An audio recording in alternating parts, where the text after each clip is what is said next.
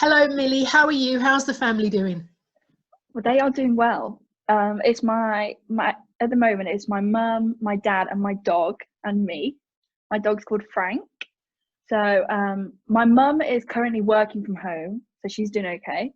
She's got some order in her life, but my dad's been retired for about 4 years, so he's just kind of doing his normal. This isn't very different to what he normally does because he just walks the dog, does whatever he does.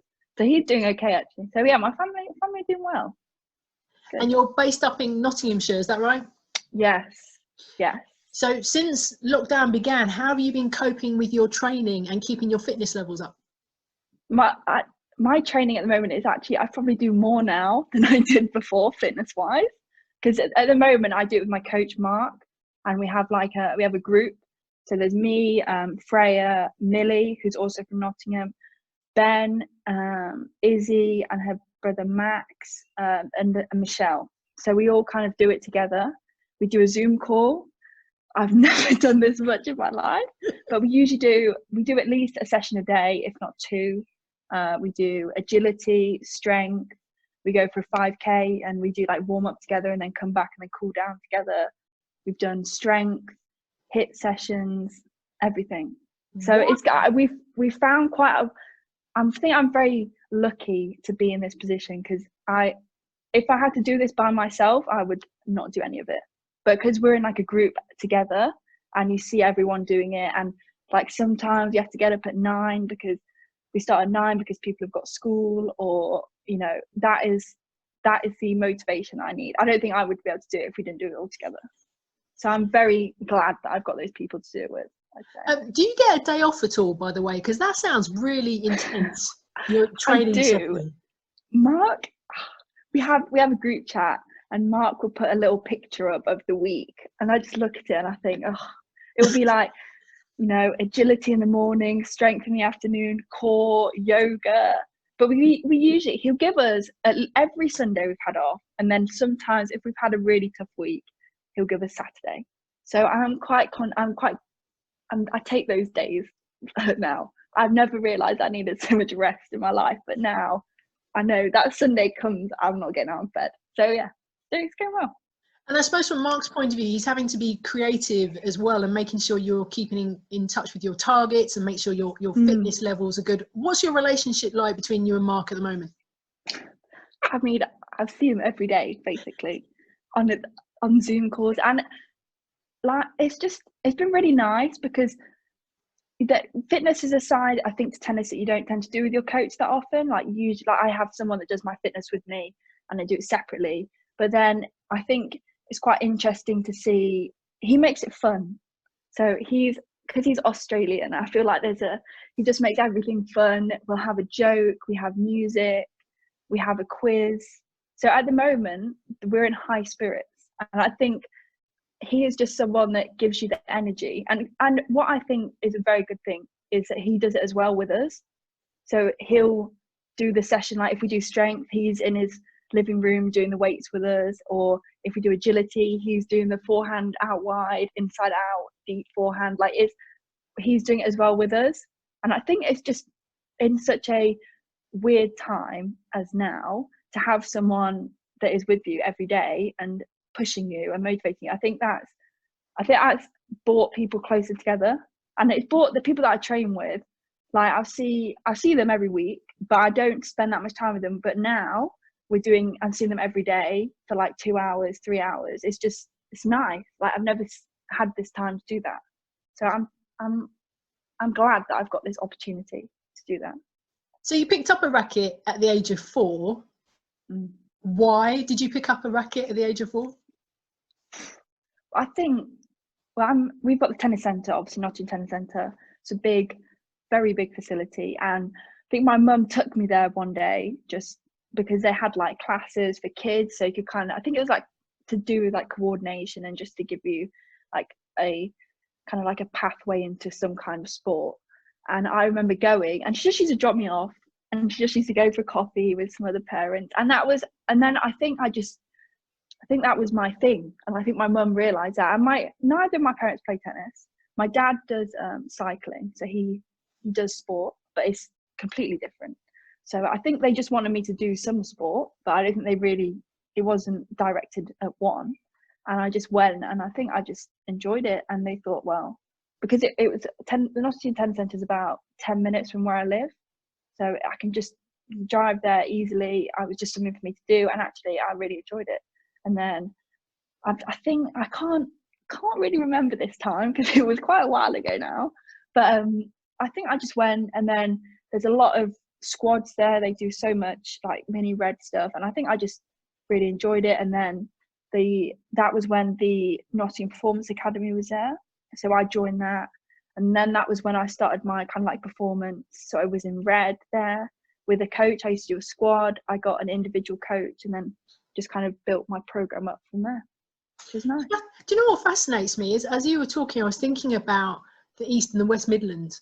And I know tennis in this country can be a little bit London centric or South East centric, but if you think about it, you've got the tennis that happens in Nottinghamshire, where you're based, and of course you've got the events that take place up at Nottingham.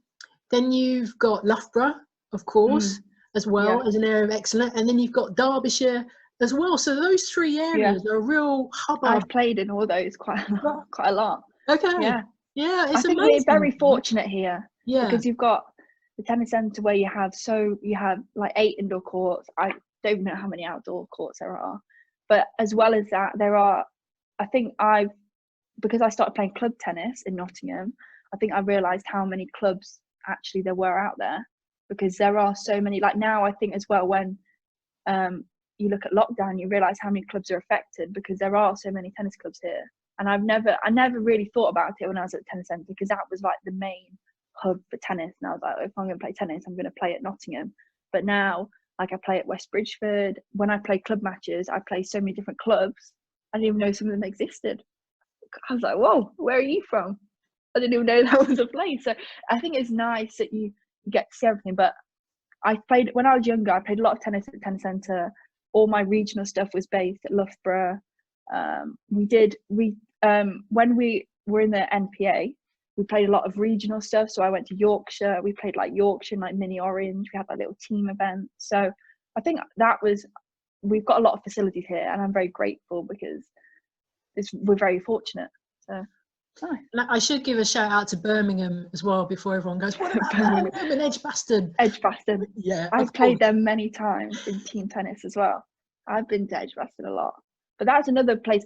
And also when you think about, like, when I play British tours, it's quite nice to have so many places nearby where you don't actually have to stay in like a hotel. You don't have to travel too far, because like Loughborough play them. Like there was going to be a 25 at Loughborough and at Edgbaston, but that's close by. It's not too far away. Tennis centre have loads of tournaments, so it's nice to be in like the centre of all these tournaments. Absolutely. So let's fast forward to today. For the last few months or so, you've built up your tennis career. You're managing your tennis life with your social life and school life now, and then there was an announcement earlier this year that you made a big decision to go stateside. Tell us all about that. Yes, but I've known a lot of people that have gone there, and it wasn't my first choice. Like, I was like, wow, I'm going to go there. But then when I started doing my A-levels, it was a big thing. And I kind of thought about, at school when they're talking about UCAS and they're like, well, you need to start applying for uni. I was like, well, I'm going to have to do something. So I kind of looked into it, and I kind of spoke to some people that have been there. And Mark mentioned Dan Manilow, who I didn't know, I'd never met. And he was like, I used to work with Dan, and he is starting to run his own like American scholarship kind of business. He's just starting up. So, if you have a chat to him, because I've been approached by unis in the past. I've been approached by people that like have their own scholarship like program, if you know what I mean. So I sat down with Dan at Tennis Centre. It was me and my mum, and I was like, look, I just kind of want to know what it is, because I think in Britain quite a lot of players don't know the full extent to how good the States is. So because he's been himself, and he transferred and he'd done it all himself, and I just sat down and I was like, I just want to know what it is. And he explained like all the leagues, like the divisions, how you get a scholarship, what a scholarship means, how long it is, kind of what you study, and just everything, like the amount of players on a team, the matches that you play, and it was just kind of, then you start to realise how big it is. And I never thought about it in terms of like, you get to play, you're guaranteed to play 4 matches a week, like every week when you play team matches. So that's when I started to think about it, and I was like, actually, you know, I want to do this. And then he sent out a video. I did a video with Mark at the tennis centre with him chatting away in the background. That was funny. And then I just put the whole thing, I sent them out. Dan sent it out to all the coaches with just like some of the tournaments that I played, some of the players that I played, just like a little overview, and just sent it out. And then I started getting bombarded with people ringing you, texting you. And I was like, at first, it was quite overwhelming because you don't realise how many universities there are out there. And I certainly didn't know. And I got coaches texting me like, can we ring? Can we talk? You know, this is my program. And when you start talking to them, I think you get a sense. I didn't really know what I was looking for at the start, but then I spoke to quite a few universities, and I kind of got in my head a little checklist of things I wanted. And I asked every coach, like, do you do this? What's your thoughts on this? And then I started to get a nice picture of which universities I think suited me. And I was very fortunate to have Dan and Mark, because they made like a spreadsheet. They put all the universities, they put all the coaches, they put like British players that have been there, so I could like talk to them. They put what their thoughts were. Like Mark spoke to the coaches and talked to them about the program and how I'd fit into it, and like what things they try and focus on and improve. And then Dan had like a little system of like green, amber, red, like which ones he thought, like what standard they were. And then that kind of put it all on a piece of paper, and I just looked at it, and then I kind of started to understand which one I think I'd like the most. And then I started to narrow it down, get visits sort in place. I had visits with 3 universities, and then 2 dropped out because they gave out their last scholarship. And so I was kind of in a place where I was ready. I was like, right, I'm going to do these visits. They had everything, and then they just pulled out. And that was when I was like, wow, I didn't realize you could do that. So I kind of had to start again and think, well, which ones do I want to go to? Because NC State had always been my one. That must have been incredibly nerve-wracking, because in your mind you'd made a choice, and you went through it. And I love the process by the traffic light system. Very good job on that one. And then to find that somebody's dropped out, you're kind of thinking, oh, okay, that was like my first choice. So how did you get your head around that? Well, NC State had always been the one that I was going to visit. So in that 3, it was the one I was like, right, I'm going to go to these 3. NC State was on that list. And then they were all, throughout the whole process, Simon, the coach, and Dave were always there. They were like, look, when can you visit and whatever. So they've been interested from the start. So I was like, you know what, they are definitely going to be on the list. And then the 2 other universities pulled out. And I was like, you know what, fair enough. They've given out a last scholarship. And then I started going through the other universities that actually I hadn't spoken to for a while, because I'd had my mind set on these were the ones I was going to visit. So I kind of had to revisit them and say like, oh, you know, can I come visit? And some of them didn't reply because they'd obviously got all their stuff sorted.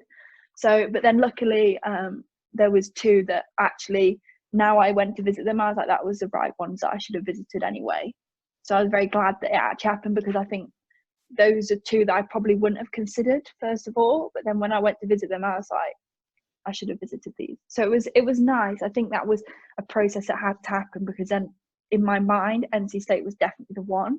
But then it also, I got to look at different universities. So I'm happy that happened, but it was a bit stressful. Well, I was going to say, you mentioned that you've chosen NC State, and for those who don't know, that's in North Carolina. And I guess, how much confidence does it give you seeing your fellow colleagues, like Tara Moore is also on the East Coast, Holly Hutchinson's on the East Coast, and then Vic Allen, she's down in Florida.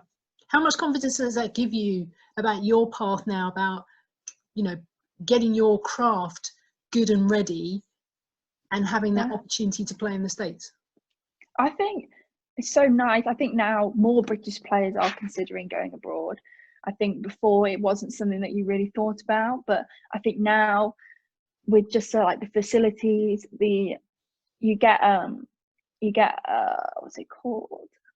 the government give you so much money to go and study there. And actually for me, if I stayed in this country and went to university, I'd have student debt. I had a lesson. I had a learning in careers. We have it at school, and we sat there, and my teacher went through all like the finances that you have to think about at university, and was like how you apply for student loan. And I looked at it and I was like, I honestly, I was sat there thinking, if I'm gonna have to pay that, there is no chance I'm gonna be able to do anything else. And I sat there and I was like, I'm actually so fortunate, because that was after I'd signed, and I was sat there thinking, I've got this scholarship, I don't have to worry about any of that. And that just takes so much off your shoulders, because you think, I don't have to stop worrying about that.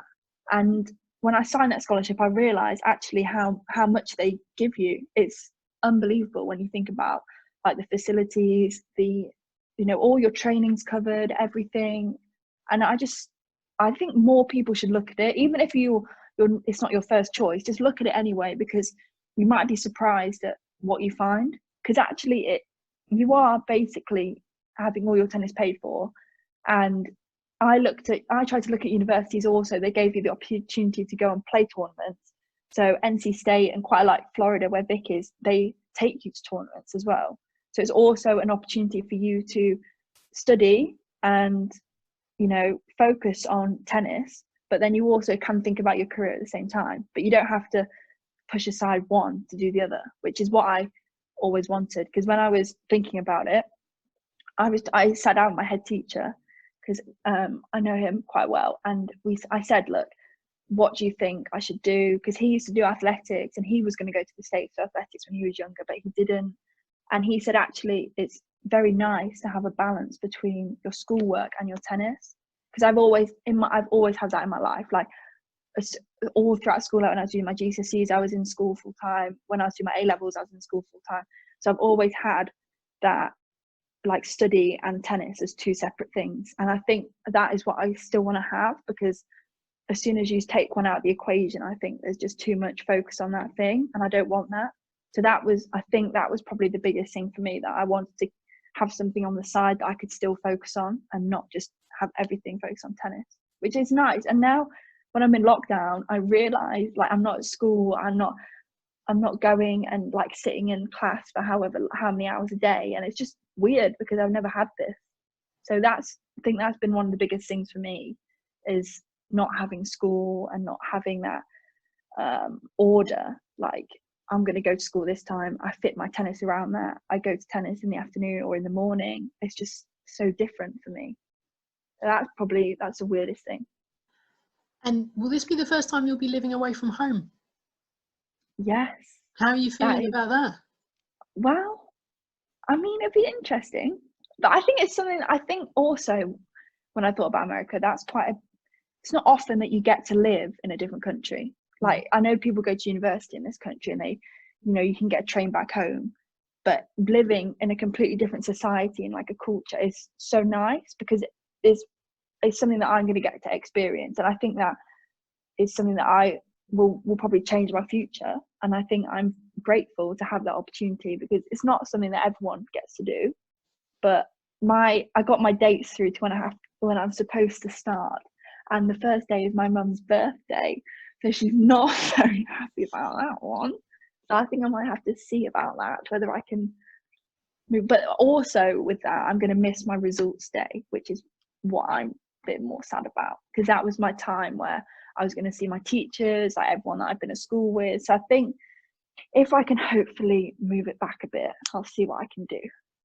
Hoping it will happen. And of course, we don't know how the land's going to look like over the next few months or so. You mentioned there about you meant to be going out on a certain day, your mum's birthday, that might be pushed back now. How are you feeling about that? Is there any indication from NC State when they're hoping that you'll be able to come over and start this new exciting journey of yours? Yeah, I think the biggest thing is the embassy. I think that will decide, because I haven't got my visa yet, because when I signed, it was very close to when they announced lockdown and when Donald, you know, Trump cancelled all the visas and everything. So the biggest thing, the one thing my coach said to me is, you know, just make sure you, as soon as the embassy opens, get a slot, because everyone's going to have waited for this, for it to open. You need to go for it. So, but he's also said North Carolina is they've handled it quite well. So they've all been in lockdown.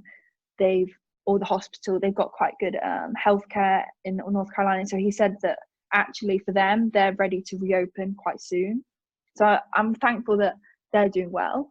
And I think looking as a state, he said that state is ready. So I think the deciding thing will be when the embassy reopens, which I'm hoping won't be too further in the future. I want it to be soon. It's quite a thing, like it's quite a big thing, because I've got this thing in my mind thinking every day, I'm like, I need to do this visa, so I've got other things with the school. I've had to do like my admissions, my housing, I've got to do some tests, which haven't looked at a book for a long time, so I don't know how well that's gonna go. But all these things I've been sitting having a nice time in lockdown thinking, oh, this is quite nice, got some time off, and then I'm like, oh, I have to do all these things. So I've got a checklist and I'm slowly working my way through all of them. I want to talk to you about you as a player now. For those who've never seen you on a court, when I was doing my prep over the weekend, I found an interview and you were talking about how being on court is the way that you express yourself. Can you talk to me about that? What does that mean to you? I feel like tennis players are quite fortunate because on a tennis court, you can be whoever you want to be, regardless of what you're like. I know people that are so shy off court that would not even come up to talk to you, and on court, they're completely different. So I think it's quite nice that you get that opportunity to be whoever you want to be on court. And I think that is something that I like to do. On court, it is your court. You own that court. I'm going to go out on that court. I don't care who I'm playing. I'll just be me. So I think that's quite nice because I think I've learned a lot about myself on the tennis court, and I think quite a lot of people have as well. And you surprise yourself. I think I definitely have in some situations. I've surprised myself, but and you get to play different people and you get to see how you react in different situations. And I think that's something that I like to do. It's always interesting going to play a tournament because I don't know how well I'm going to play, but it's always nice. And I think something that, everyone says, you can control the things that you can control. I think that's taught me a lot in life, because if things are out of your control, then there's not much you can do about it. But on a tennis court, you can control what you can control. And I think that's where it's taught me a lot of things about like my own responsibilities, like how hard I push myself. And I think I mirror that in school. I do like to push myself in school, and I think it's helped because tennis teaches you like discipline. That in school, I will, regardless of what time I play tennis, I will do my schoolwork, even if I don't want to do it at all, but I know that I've got to do it, and it's something that I think actually I put all my effort into it. So, and that's what you like in a tennis court. That's your one chance, so you're going to put all your effort into playing that match.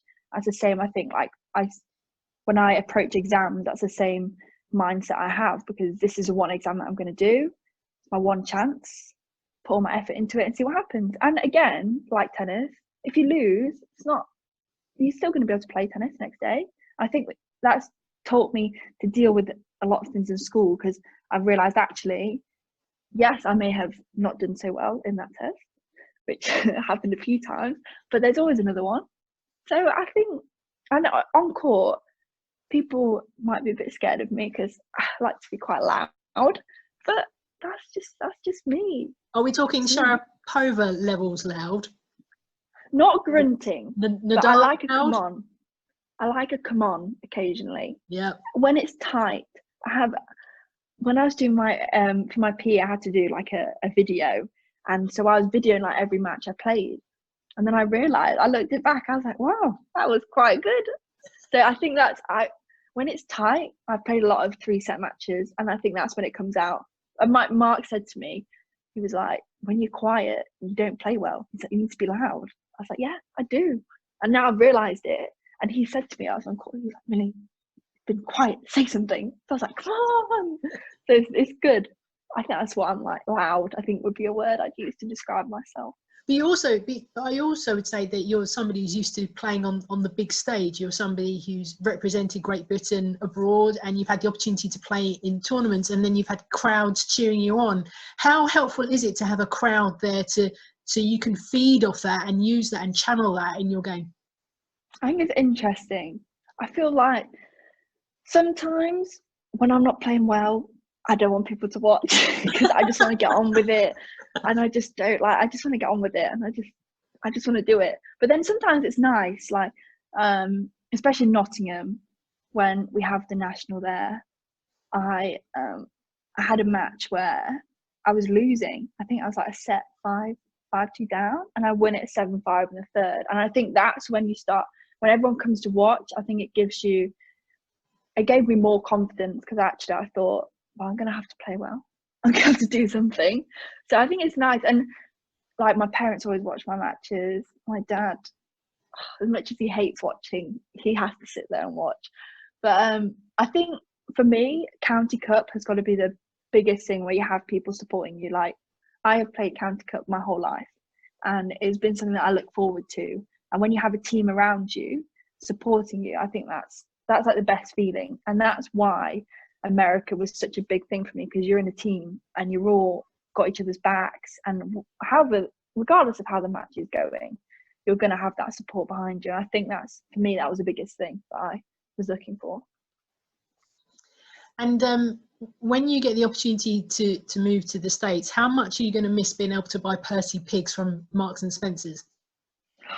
Oh, I cannot tell you. So where I live, there's quite a lot of shops. Like it's crazy. We have a Sainsbury's and a Tesco that are like next to each other. I have a Co-op, like a 5-minute walk down the road. I have a Sainsbury's, and I have an M&S.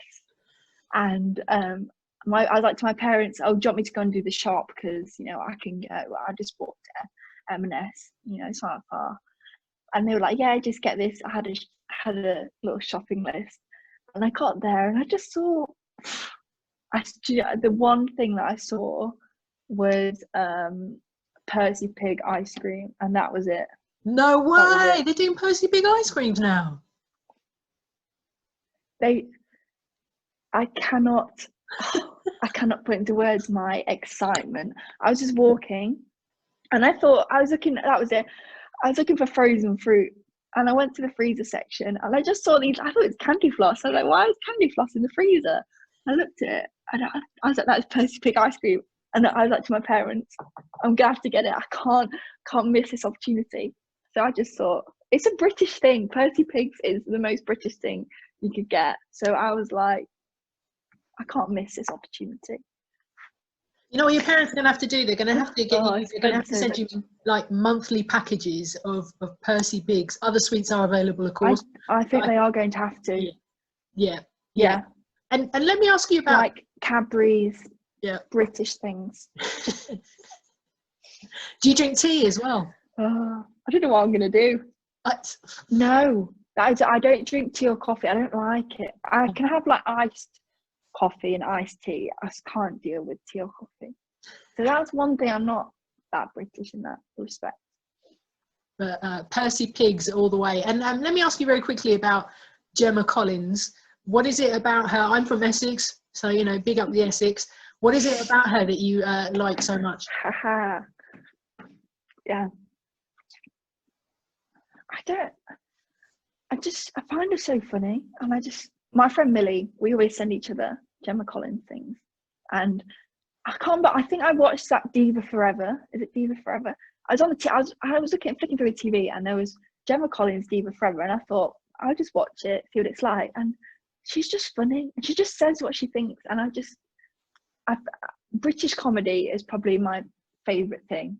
I've watched like Peter Kay, Miranda, Michael McIntyre. I love all British comedians, and she's up there with them. Like I will put, she's just so funny. And I've been spending a lot of time on TikTok and like Instagram, because I've just been sat there doing nothing, and I've been scrolling through, and her dog is called Frank, and my dog's called Frank. So I was like, that's it. That is like a match made in heaven there. Look, Gemma, your dog's called Frank, my dog's called Frank. So I just found new respect for her. It's great. And finally for you, let's end on a slightly more serious note about your future. What does the future hold for Millie Rajecki?